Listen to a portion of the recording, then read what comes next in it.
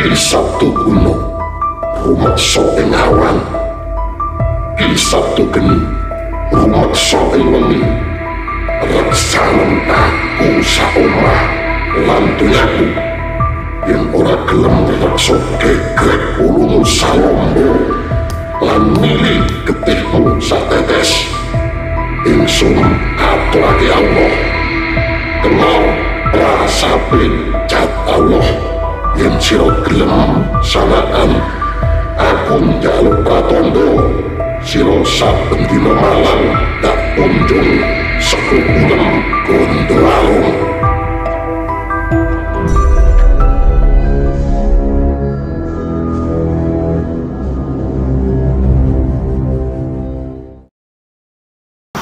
Bismillahirrahmanirrahim. Assalamualaikum warahmatullahi wabarakatuh. Rahayu. Saya doakan untuk sahabat Kitruno Pamungkas dimanapun Anda berada, selalu sehat, lancar rezeki, dan dimudahkan segala urusan. Ini ada sesuatu yang sangat luar biasa dan sedang viral-viralnya, ya. Ini tentang Mas Wapres Gibran Raka Buming Raka, sosok anak muda yang sangat luar biasa, dan kita lihat bersama kiprahnya di politik juga sangat hebat, dan orangnya memang pendiam. Dan Mas Gibran ini bicara yang penting-penting saja, jadi nggak banyak bicara sosoknya. Jadi kalau bicara yang penting-penting saja. Dan saat ini beliau sudah menjabat menjadi wakil presiden. Saya sangat bangga melihat sosok anak muda yang memiliki prestasi yang cemerlang. Dan selain itu juga memang beliau ini memiliki aura energi kepemimpinan yang sangat kuat. Selain dia bicara yang perlu-perlu saja atau yang penting-penting saja, memang sudah ada garis, ya, garis energi yang sangat kuat, garis spiritual yang sangat kuat. Ini mengarah kepada daya-daya kepemimpinan, sehingga sosok ini saat ini menjabat sebagai wakil presiden. Namun banyak sekali cobaan yang menerpanya, digoyang sana, digoyang sini, ya.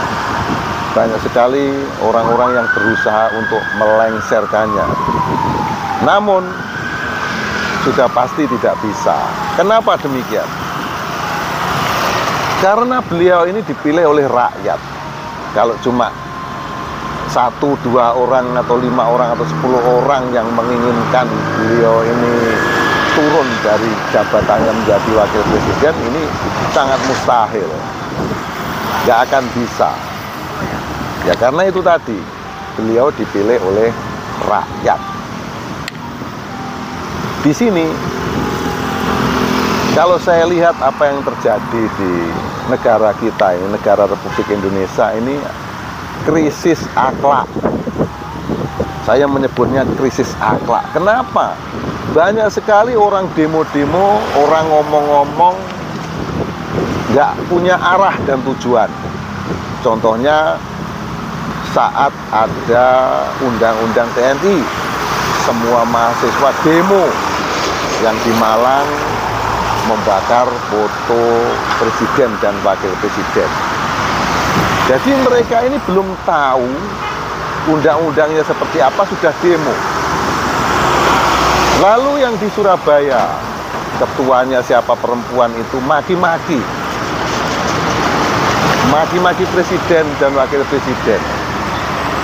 Inilah yang saya maksud krisis akhlak. Dan belakangan yang terjadi, universitas besar yang ada di Bandung, di sana membuat meme Presiden ke-7 Bapak Jokowi dan Bapak Prabowo di situ berciuman. Lalu diundang di televisi swasta ketuanya, entah ketua apa itu. Dia seenaknya saja membandingkan apa yang terjadi di negeri ini dengan yang ada di Amerika. Kalau di Amerika itu bentuknya mural, gambar yang ada di dinding, ya, gambar yang tidak bergerak. Sedangkan yang ada di sini adalah gambar yang bergerak. Ini harus dibedakan. Kalau seandainya panjenengan yang dibuat video seperti itu bagaimana? Sudah tentu tidak nyaman. Ini kepala negara yang digitukan. Jadi memang seharusnya yang seperti ini ya ditindak dengan tegas, diproses. Kalau nggak diproses, di belakang hari akan terus-menerus berkepanjangan, nggak tentu arah. Karena orang-orang yang mengkritik katanya, ini arahnya nggak jelas. Yang dikritik apa? Nggak jelas. Masyarakat nggak paham.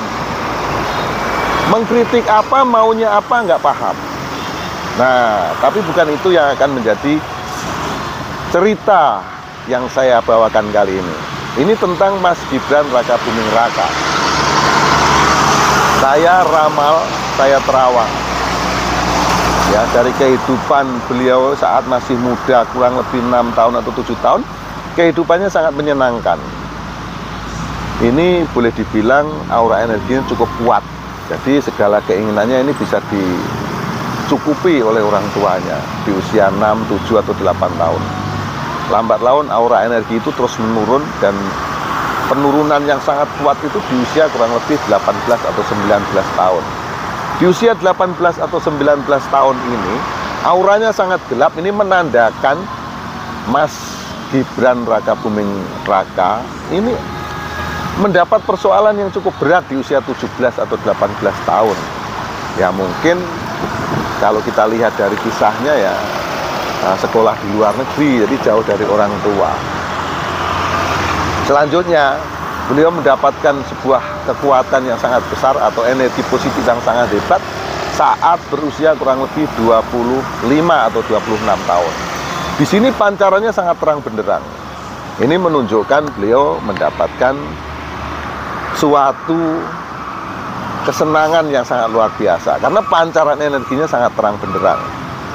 Dan selanjutnya aura energi yang sangat terang benderang, dan ini terjadi di usia 25 atau 26 tahun ini ada penurunan energi di usia kurang lebih 30 tahun.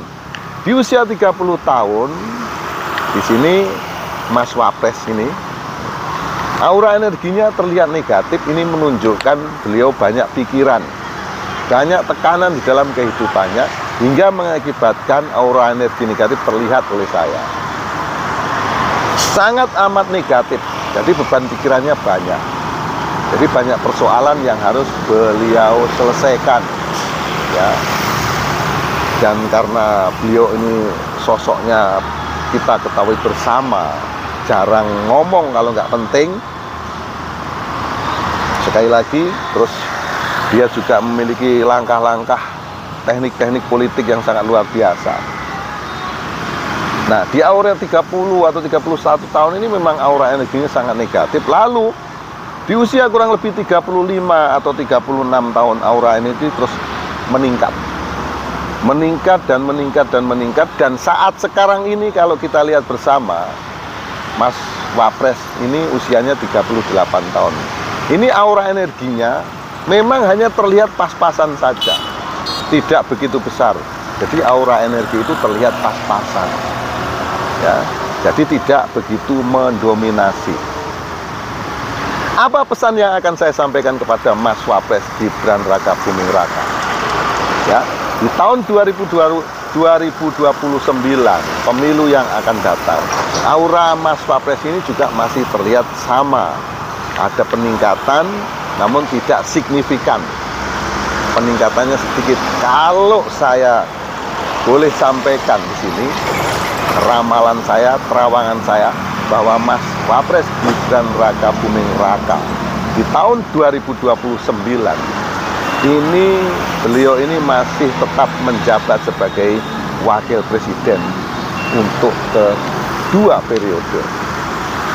Nah, lalu di tahun berikutnya, 5 tahun kemudian, di tahun 2034 ya, kalau nggak salah di tahun 2034, berarti 29, 30, 31, 32, 33, 34 ya. Di tahun 2034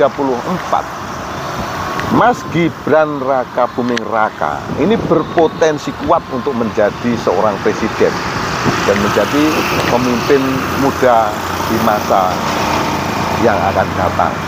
Karena nanti di Wapres di periode sekarang ini memang belum terlihat signifikan sepak terjangnya. Namun nanti setelah menjadi Wapres yang kedua di tahun 2029, ini sepak terjangnya akan terlihat semakin kuat, semakin menonjol dan terus menonjol.